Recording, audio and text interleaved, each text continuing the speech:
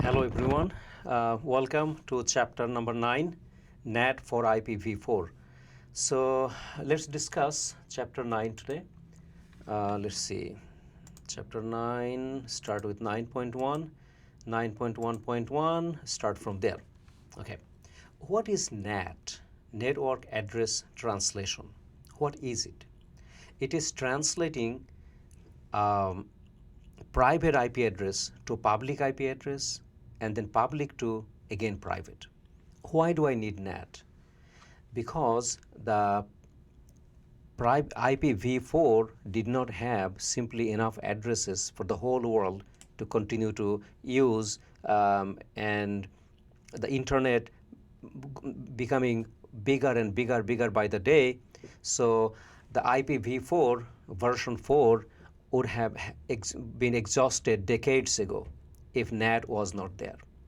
So NAT was a technique to conserve the IP addresses so that the same IP address that are assigned as private IP that can be over and overly used, reused by all the companies. So all the companies across the globe, all the homes across the globe, so think about the number of them, all of them are using the private IPs primarily in their internal network. So if a company has 500 computers, 500 IP addresses he would be needing, he can use the private IP and get only one public IP for its main router that connects all the computers to the internet, the main gateway router. So, and then another company does the same thing. They are using the same IP address internally, the private ones. So all the people in the world, okay, they are over and over again using the same address all the time, repetition of the same address. They are called private address. With a private address, you could not go to the internet. You can only use it in your internal network, within your company, within your home. So every household, every and every company, every entity that has one or more computers and they are connecting to the internet, internally they are only having all the private IPs, but their main router, again, that's their gateway router, the one that connects them to the internet, only that router may have just one public IP. Or otherwise, that company may want to buy several public IPs for other reasons, to assign static public IPs to their servers. That's a different scenario. But one IP would suffice them, okay? If they are a small enough company, if they have less than 65,500 computers, then they could actually get by theoretically with only one public IP. Think about that. One public IP covering you over 65,000 computers. Isn't that great? That's how IP was conserved. Now look at the private IP addresses in this screen. Class A private IP 10, anything that starts with 10 basically. 10.0.0.0, 10.255.255.255. Okay, so anything, in other words, any IP if you ever see that begins with 10, that's a private IP with a 8-bit prefix or just 255.255.00, that kind of IP. 255.0.0.0, you can have like 16 million computers. Therefore, a big company can use everything in their internal communication just 10 dot.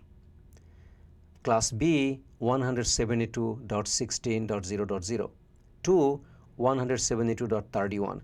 If you see anywhere 172.16 to 172.31, then dot anything else in the last two octets, they are private. Just know that this is not, with that IP you could not go to the internet. Okay, 172.16 to 172.31. Class C 192.168. If any address that begins with 192.168, that's a private. That's it. Those are the private IPs, okay? So look at the NAT, Network Address Translation. What NAT does, you have your internal private IP address here. Maybe your addresses would start with 192.168.10. whatever, 192.168.11.12. whatever. So you have many subnets here. You have a router. That router is going to translate those private IPs into public IP. Then you can actually go to the internet. Okay, and from internet, other computers, they are connecting to you, communicating with you through your router, coming back in contact with your computers. Your router is going to again translate that public IP back to the private IP to pinpoint to you that specific PC in here. So NAT, again I'm going to repeat and summarize, NAT would translate your private IP into public IP so that you can go to the internet. When the packet from the internet is coming back towards you, having a public IP, that public IP belongs to your router actually. Router is going to again translate that public IP now back to your private IP and then send back to you. Then router would know exactly who you are, who is computer to send to. Okay, so that's what NAT does. Next. Okay, what is NAT? Here is a little demonstration, well, graphical demonstration. You have a network here, your private network. You have a router R1. You have many switches, many computers. Look at here, this R1 router is connecting here two separate subnets. One is 192.168.10.0. So you can have 254 computers here. You have 192.168.11.0. You got another 254 computers here. So you have plenty of computers in here. Those computers via this router connecting to your main router, or your gateway router in here. That gateway router is NAT enabled border router. So anything and everything that's here, they all have private IP. This private IP is going to translate into public IP. Then your computer from here, PC2, sends a message having its own private IP, 192.168.11.10. PC2 sends a message. That message goes here. R2 will say, hey, you're going out to the internet with that 192.168, that kind of private address. You couldn't go to the internet. Let me translate it. I'm going to give you a public IP now.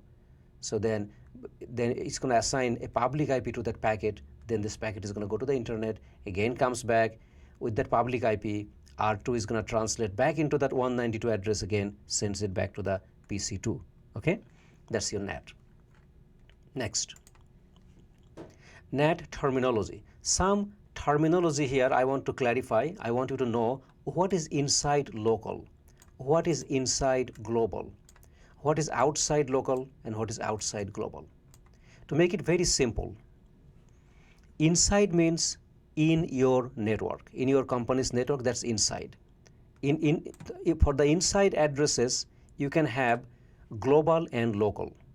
What is inside local? Inside local address is the one that is that 192.168's private address. Inside global is still belongs to your company, but your public IP, the one that your router has, that's a public IP. That one is going to be your inside global address.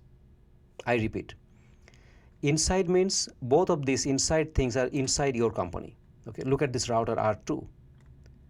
On the left side here, this is inside your network. And on the right side of R2, that's your internet, that's the other part of the world. Now, this 192.168, that's your inside local, because that's a private IP. But when this 192.168.10.0 goes to the R2, R2 is going to translate it into the public IP. That public IP belongs to you, belongs to your company. You got it from your ISP. So that is still in your company's IP. That's why it's called inside, but it's global. But it's global because it's a public IP. Okay? So inside local is your private IP. Inside global is your public IP. And what is then outside? Outside means something you don't have any control over. Outside means other people, other companies. They all have public IPs. They would come to you via internet only with their public IPs. Okay, that's all outside. So outside local or outside global, same address, same thing. There are not two different kind of address.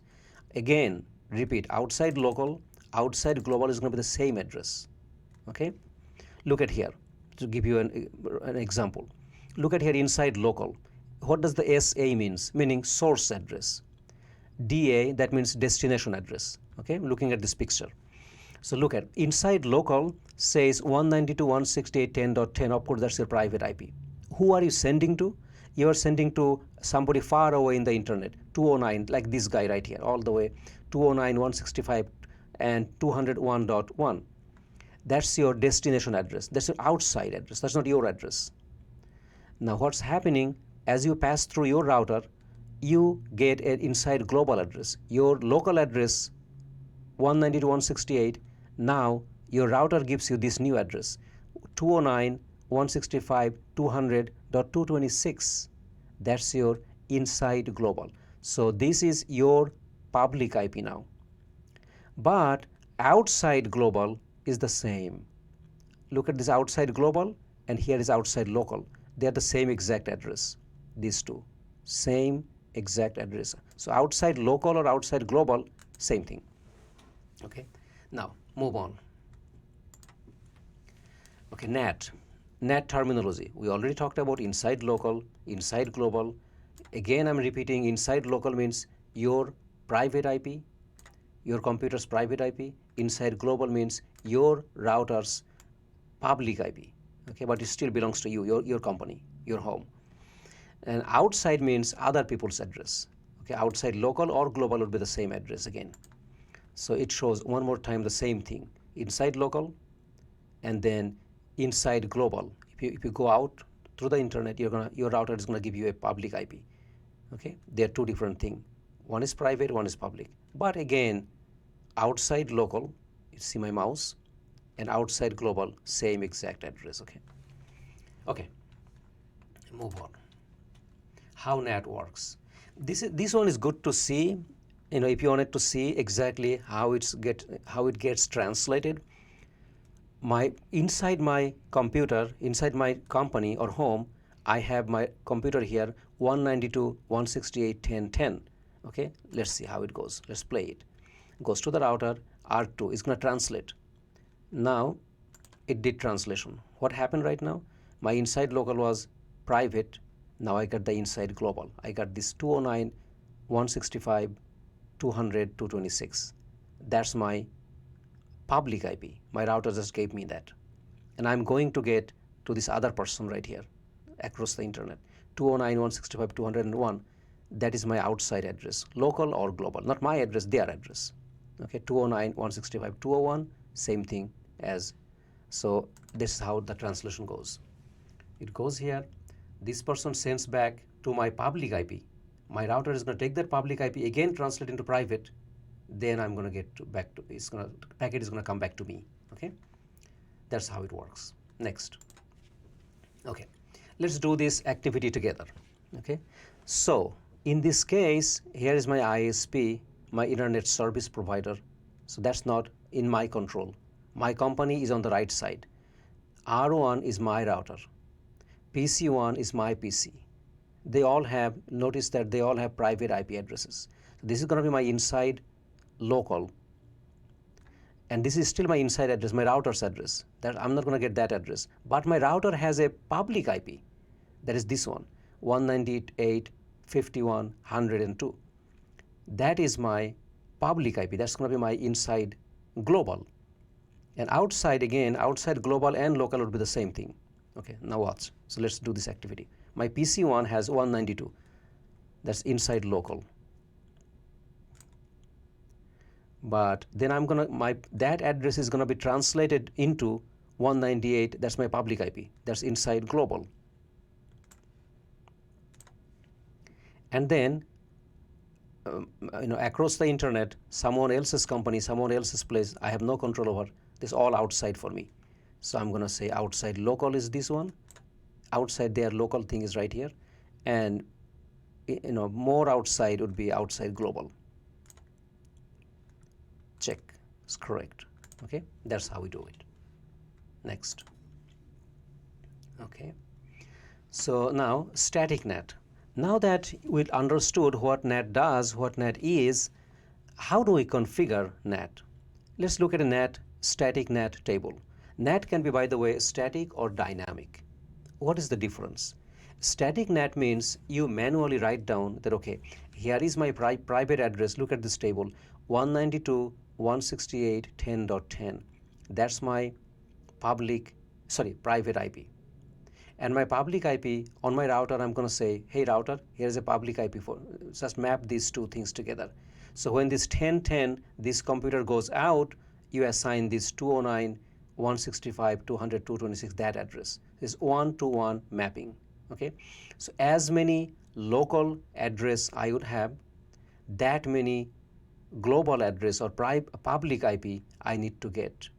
In other words, in the static NAT, since it's going to be always the same, static, never will change. So if I have 10 computers, understand this. If I have 10 computers, they have their private IP. Through the router, they're going to go outside. So I actually have to call my ISP like Verizon or AT&T or whoever and tell them, hey, I need 10 public IPs, please.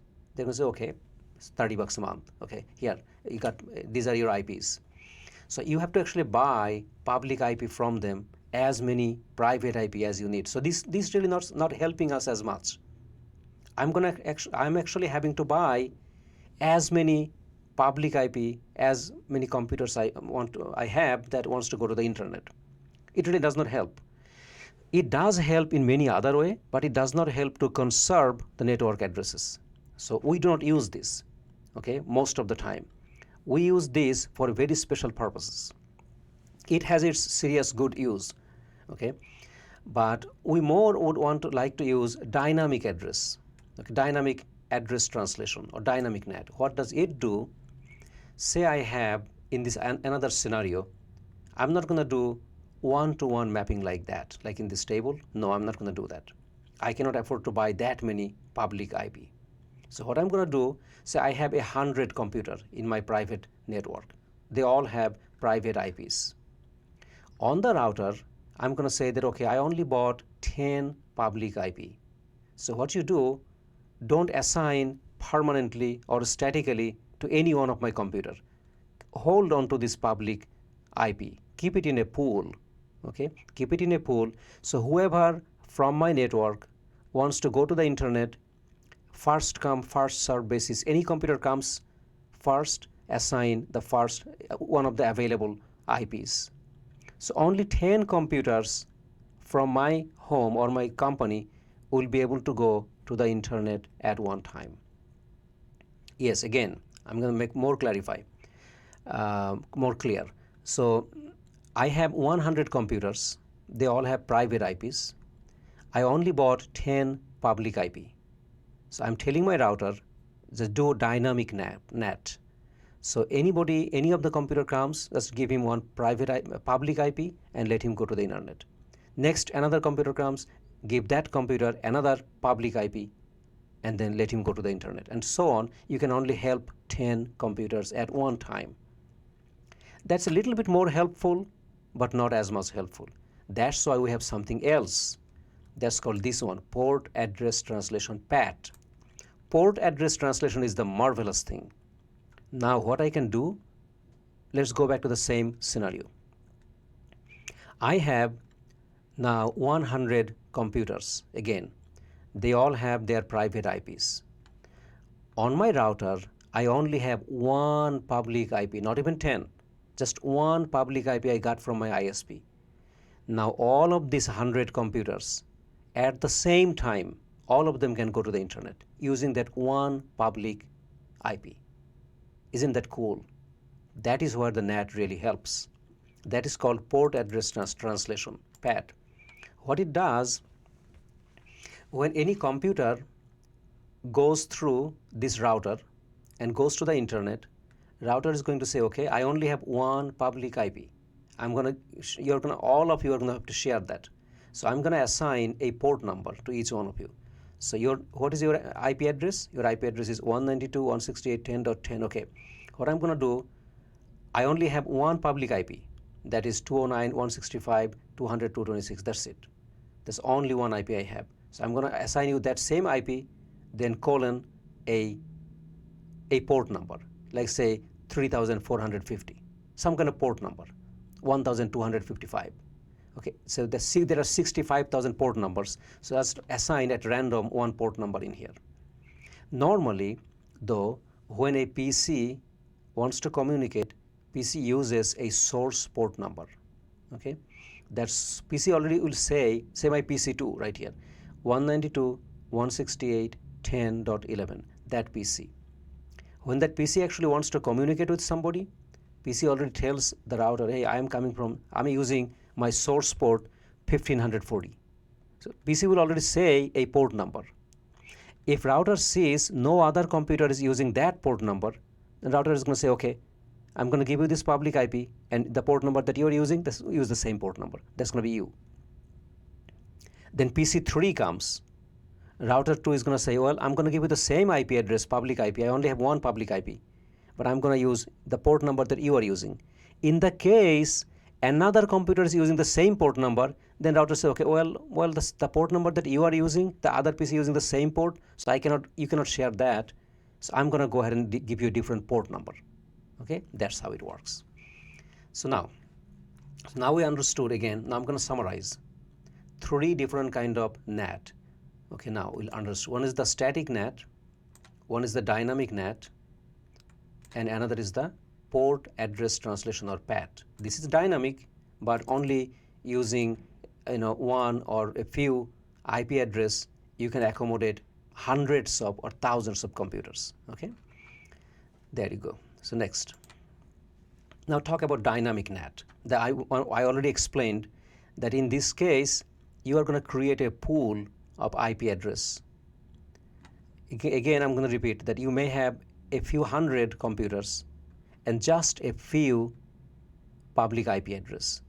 So from all the computers, only a few, as many public IP addresses as you have, only that many computers can go to the internet at one time. Okay, no mapping is static. So nobody, look at this table right here. Only one computer is going to the internet right now, 10.12 in this table. So he got the first IP address. Another next computer comes, he's going to get the second one and third one. Only as many, in this case I have 1, 2, 3, 4, 5 public IP. Only 5 computers can go to the internet at one time. One of them disconnects from the internet, that address becomes available. Then another computer can go to the internet. Okay, that's dynamic. Then your port, as I discussed, that's the port address transfer. That's really the best one. That's what we always use. Let's take a look at this video. In this scenario, look, I have this private network with this private IP 192.168.10.10, 192.168.10.11. All of them are going to be using just one IP address, one public IP. Okay, watch.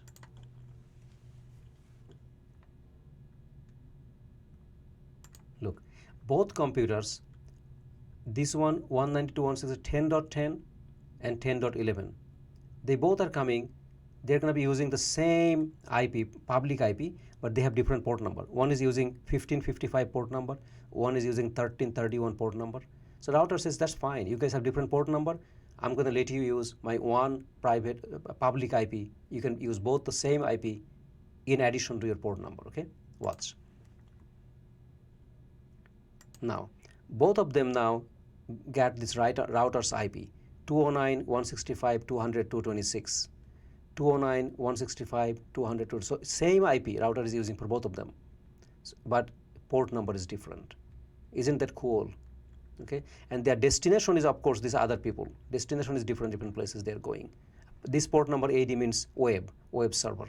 So that's something else.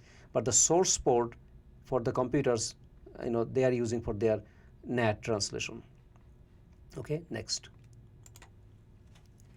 So next available port. As I mentioned, in the case 2 PC are coming up with the same port number, then router R1 is going to say, hey, I only have one public IP.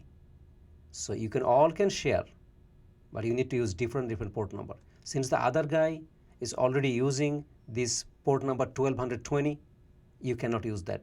You are also using the same port, but I'm going to change your port. I'm going to give you a different port, whatever is available. That's what it does. That's called next available port. Okay, so let's watch this little video.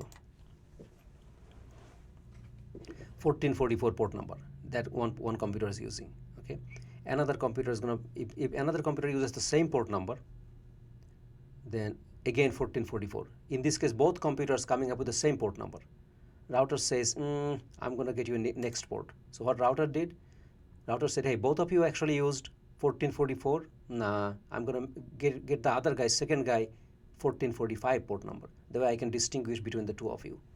Okay, that's what's called the next available port. Who does that? The NAT router.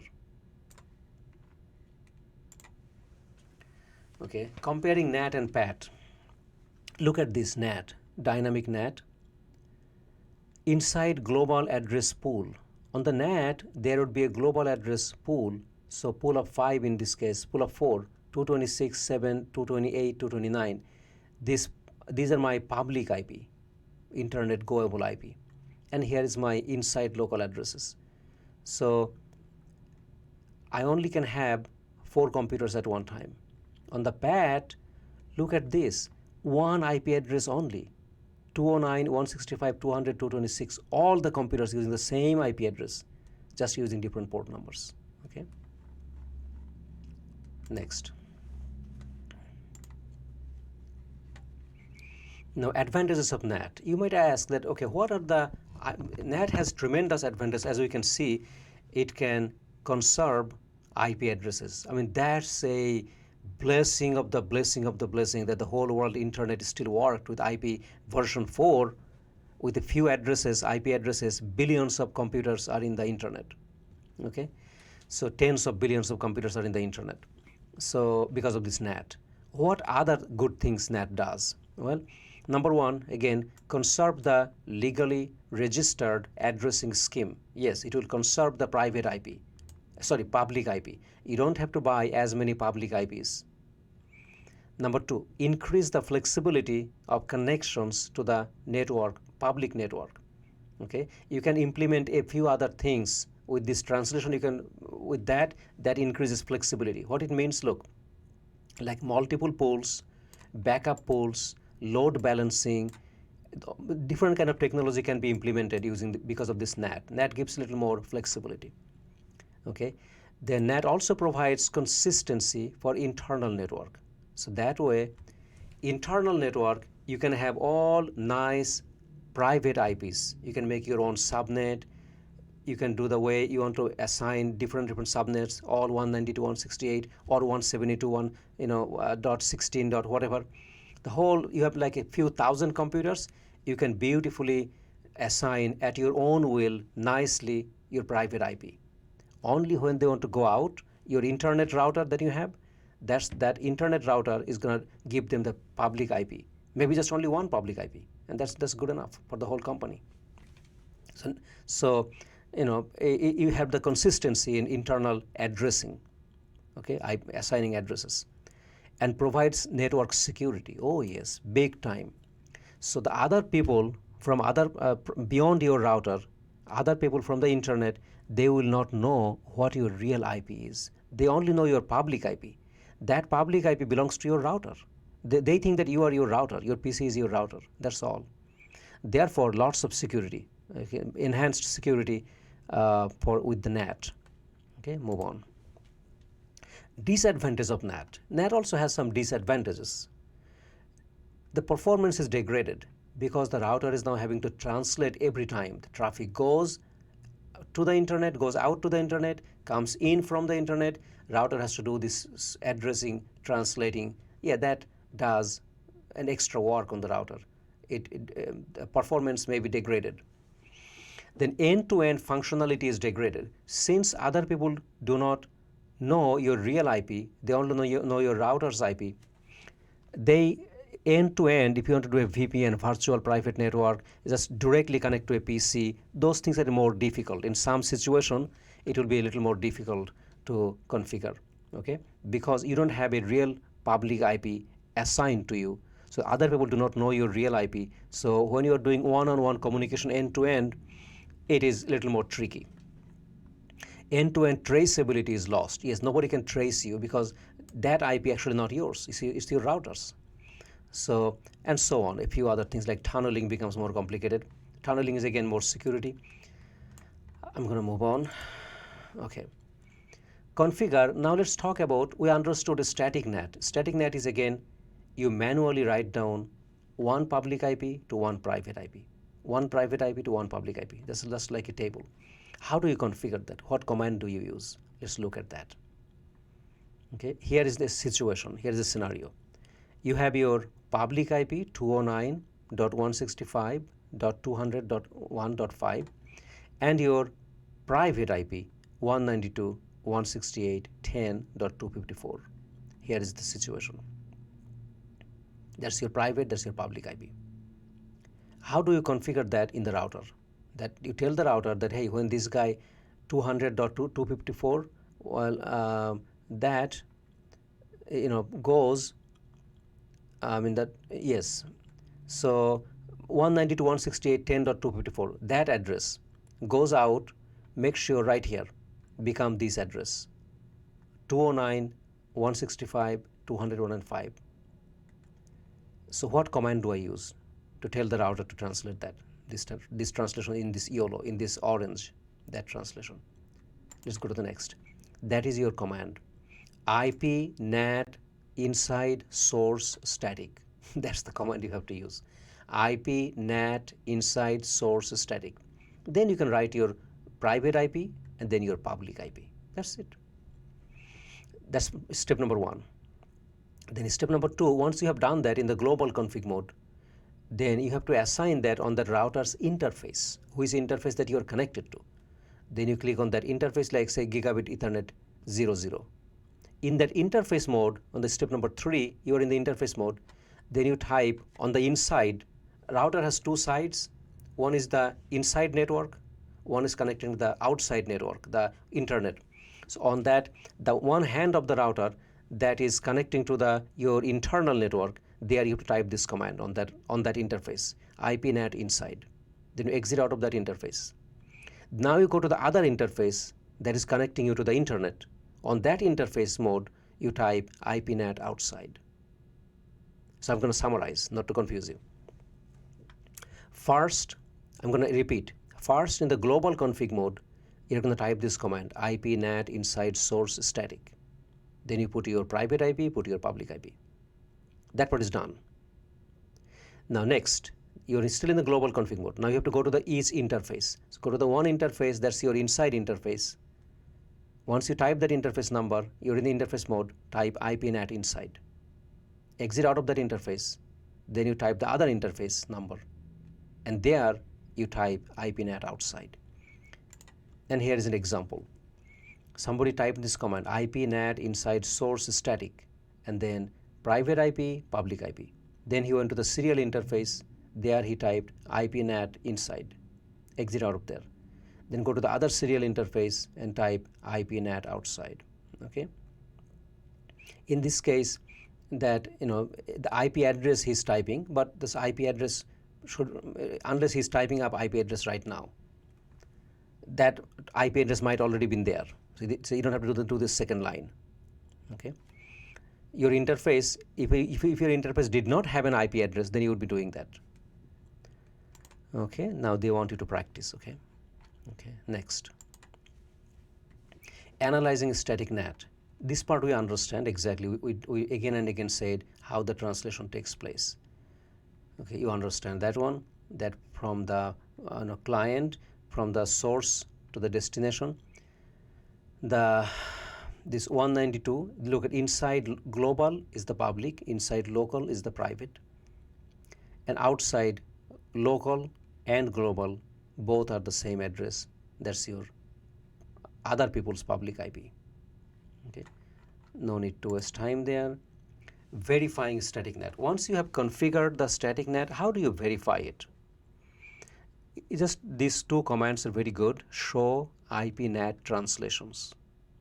Okay, show IPNAT translations and show IPNAT statistics. These are the two commands. Again, show IPNAT translations, and always show commands you use in the privileged exec mode right here. Show IPNAT translations, and then right here show IPNAT statistics. You can also do the clear the statistics if you want. Show IPNAT statistics. That's the command. It shows the how many translation has taken place and all those statistics. Okay, next.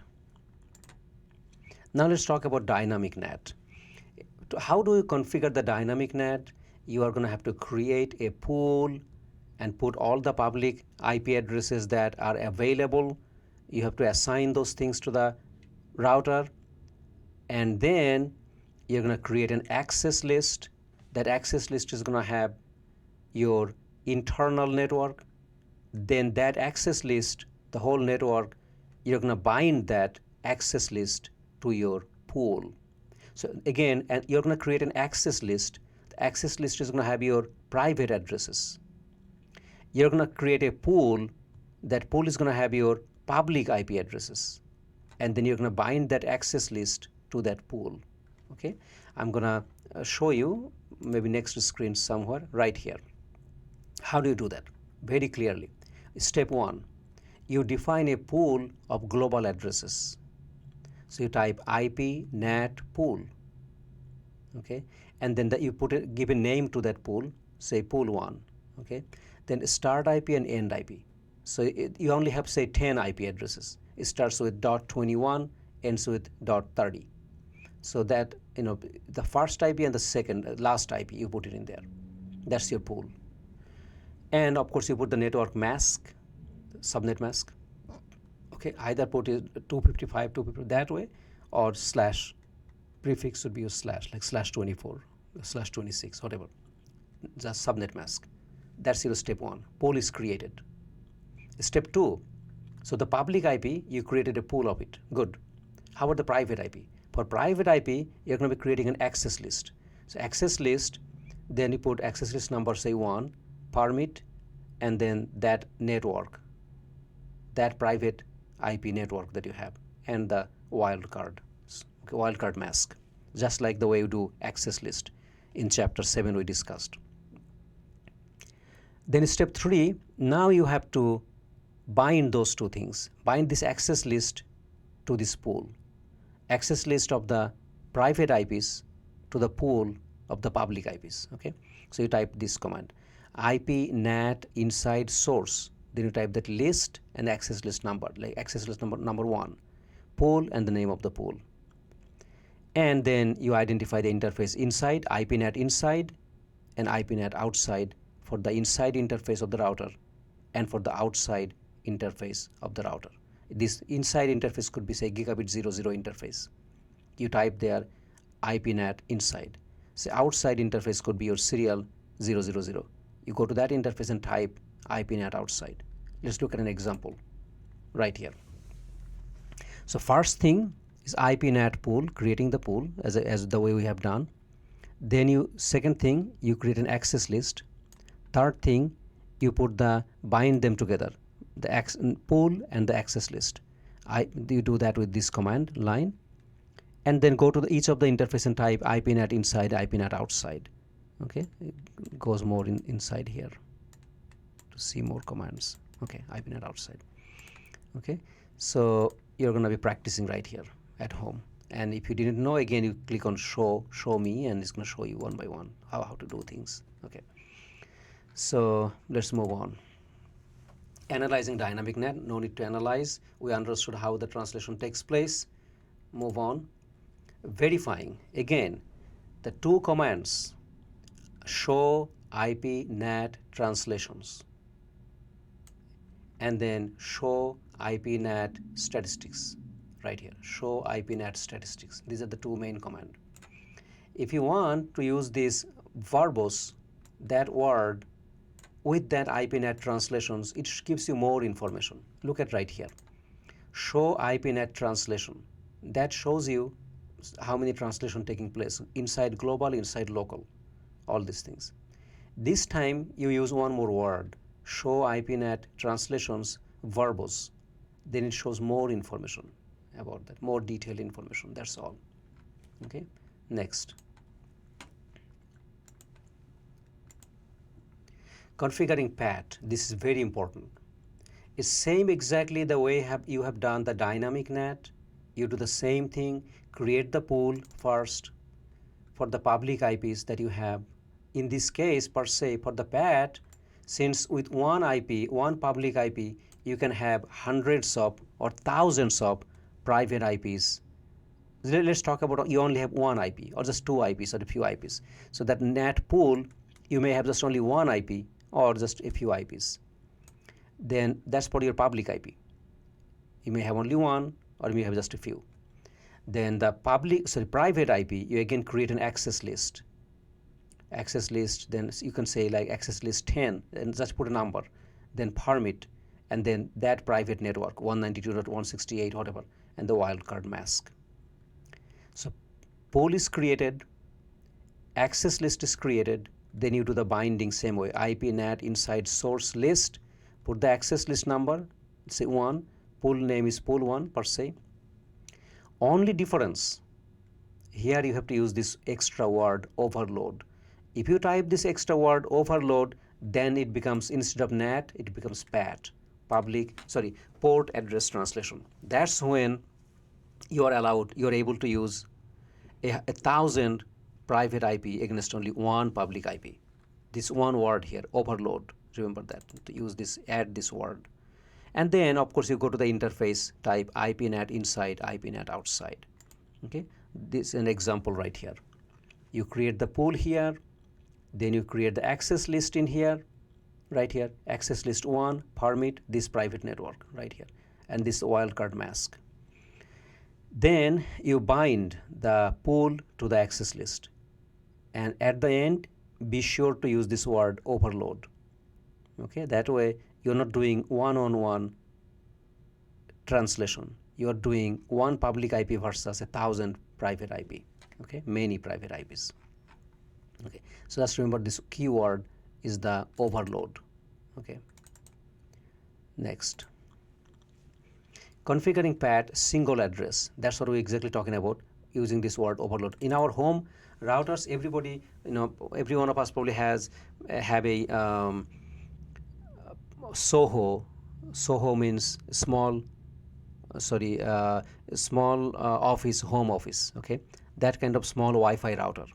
So that Wi-Fi router, every one of our home, we have a Wi-Fi router. It does that. It only has one public IP that our ISP gives us dynamically, like AT&T, Verizon, Comcast, whoever is our internet provider. It gives us one public IP that goes to our Wi-Fi router, and our Wi-Fi router then handles as many laptops, cell phones, iPhones we have at our home. All are going to the internet with Wi-Fi.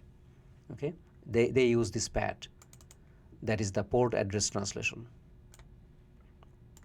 Okay, same thing, same steps are here. Okay, next. Analyzing PAT, no need to analyze, we understood. Same thing, this source address and destination address, and global, inside global and inside local, we already discussed that a lot.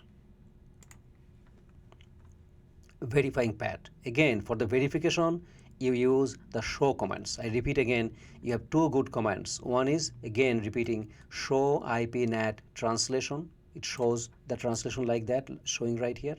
And then show IP NAT statistics. It shows the statistics right here, statistics. That's how we check how NAT is working, what NAT is doing. Okay, next. Activity. Identify the address information at each hop. Okay, now let's do these activities. Okay, PC1 is communicating with the web server through a NAT enabled router R1. Okay, follow this communication one hop at a time to determine how the source address and destination address and port number changes along the way.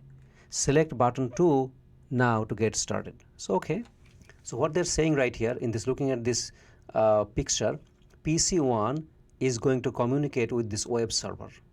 Okay, so what is my situation? Look at PC1 has only a private IP, 192.168.51.5. Router also has the same, from the same range, private IP. But then again, remember router also has a public IP? Yes. Router can have more than one IP for more than one hand.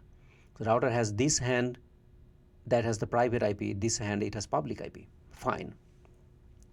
So let's see step number 2, click on it, see how it works. Let's understand how this PC1, how first the communication between this PC1 and the R1 router. How does that work? Let's talk about just this little bit part. SA means source address. DA means destination address. What is the source? Well, source is this one, 192.168.51.5. What is that 51.5? Yeah, that's my source. And remember, every computer, when every computer communicates, it uses a source port. It chooses for itself a source port. Okay, so the PC says I'm going to use my source port 1150, just at random, a port number it picks and sends the data.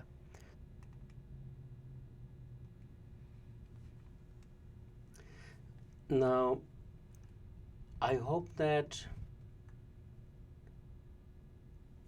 everything is back. My internet got disconnected for some reason.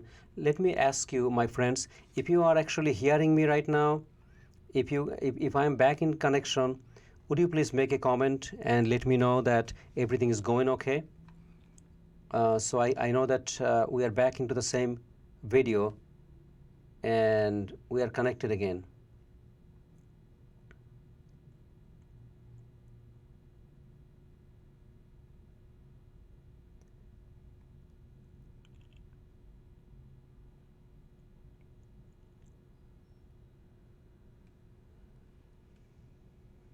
Okay, so go ahead and make a comment and let me know that if you can see me again, if you can see the screen again, if you can hear me again, if everything's back into good shape again.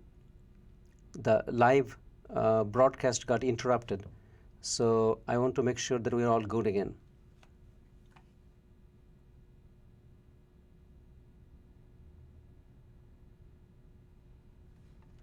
Let's see.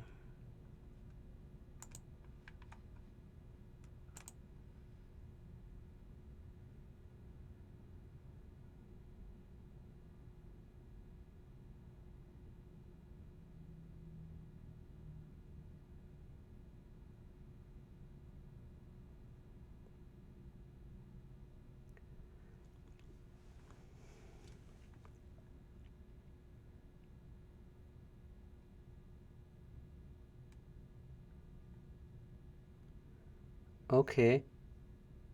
Can you all see again? Everything is good? Okay, fine. One of you actually made that comment. Excellent, everything is good. Okay, fantastic. So I'm going to move on. And so I was here. Let's go back again. So we are in this activity, this 9.2.3.5. We're in this activity. Okay. In this activity, so what we're doing, PC1 is communicating with the web server. So step number 2. So I found we already have done this much, that the source, first the PC1 is communicating with the router. It has to go through the router. So that source should be 51.5, that one right here, internal address.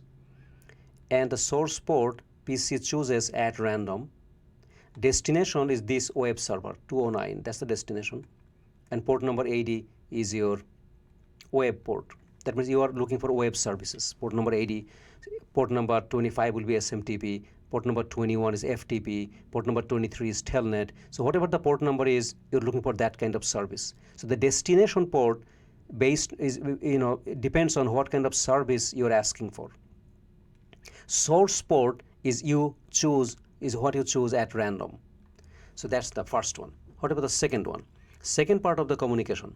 Now you already have gone to the R1. You already have gone to the router. The router is going to now send to this person, this web server. Now you're going to have a new IP address. That's going to be your public IP address. This address, 64.110.2. So your router's public IP. Okay, and your source port remain the same, 1268. Whatever you chose, the same remains in here. Destination is this 209. It's 209.11. That's your destination. That's the web server. And your destination port is 80 because you're asking for the web services. That doesn't change.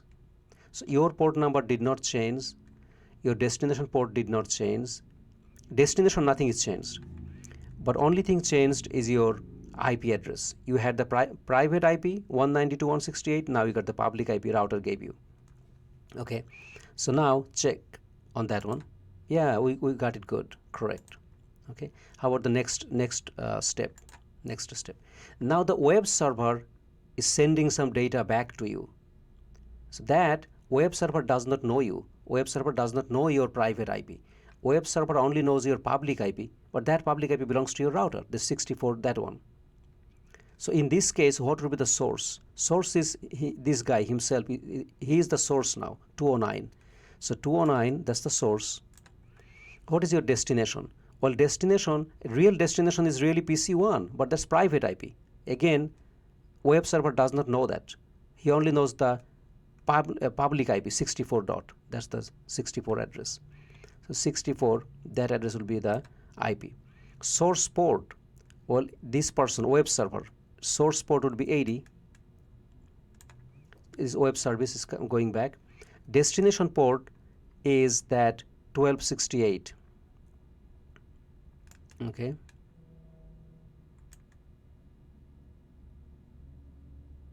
By this destination port 1268, the router is going to know that it goes to this PC1. So check is correct. Okay. Destination port, the original port that PC1 sent from, that port remains the destination now. Next step. Now is again between router and the PC1. Now, who is the source? Source again this guy, this web server 209. He is the one who sent the data. Router is only forwarding the data. Source port is 80. Destination is now this 192. Okay. Destination is this 192.168.51.5. And source port is 1268. So destination port 1268. The original port that PC1 chose. Check. Oh, oopsie. Destination port. Our destination port is not correct in here. They gave us a different destination port here. Let me see. Yeah. So that means that they assigned a different port number. Okay. In the case that router had changed the port number, then the port number destination port would be changing. In the case that router changed the port number. Okay. If router did not change the port number, then it would have remained the 1268. 1268 would have been the port number. In this case, router changed the destination port. I wonder where the router changed the destination port. I didn't see that though. So I'll just move on. Okay, next and next. Port forwarding. Now something else we are discussing. Now that we understand that don't be confused. We have talked about NAT, NAT, Network Address Translation. Then we talk about PAT, Port Address Translation. That is also NAT, but it's also NAT, but a different kind of NAT. When many private IP is using only one public IP. That's called PAT, Port Address Translation. But port address translation is not same as port forwarding. This is something else we're talking about now. Okay, don't be confused. This is something else, port forwarding. Totally different thing. What it is that in your internal network, say this is your network on the left side. This is your company, your private network. And this is your router right here. Router is gonna, a client from across the internet, far away from another country, a client computer trying to go to your web server per se. So that this client has to use port number 80. But your telnet server, your FTP server, your web server, they all are using the same IP address. Because you have only one IP address. You only have one Wi-Fi router, only one IP address.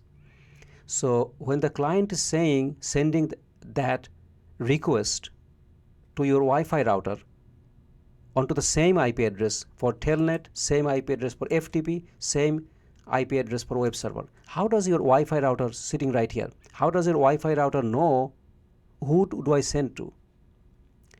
Because of this port 80. So in that Wi-Fi router, you have to say if any request comes for port 80, send it to this web server. You have to assign its IP address, private IP address.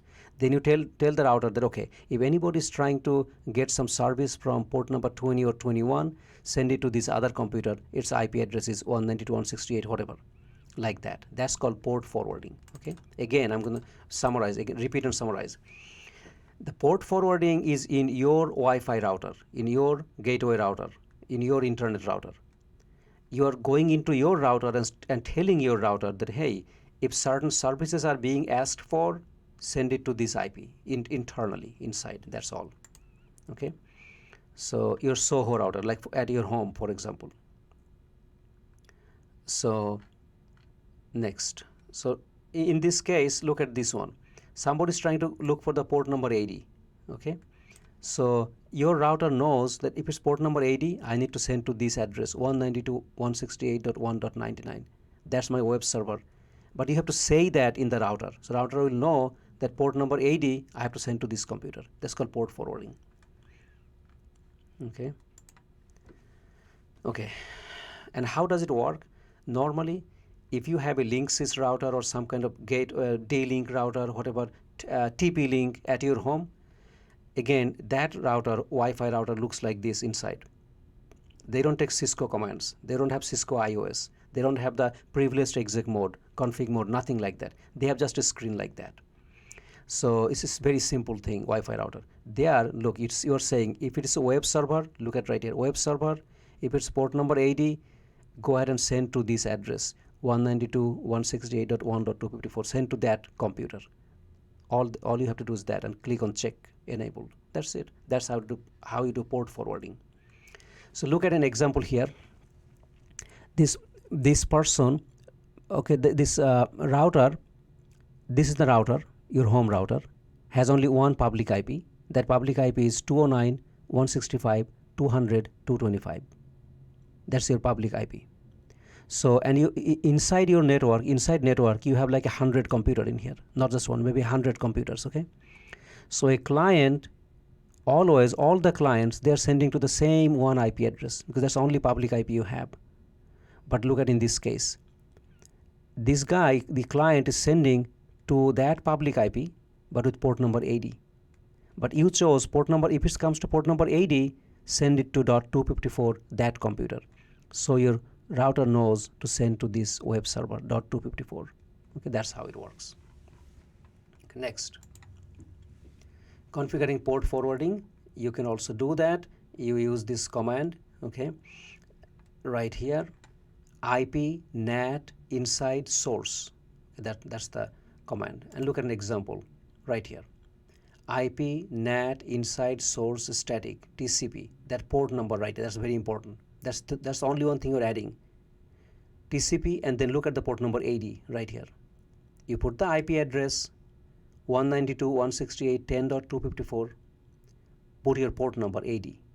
Then you put your public IP 209.165.200.225. So what does that mean?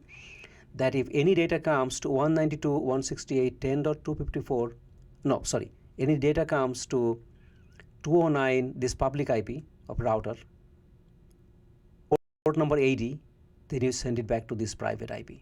That's all it means. Okay, and then of course you go to the interface, IP NAT inside, another interface, IP NAT outside. You have to do that. This is your inside network.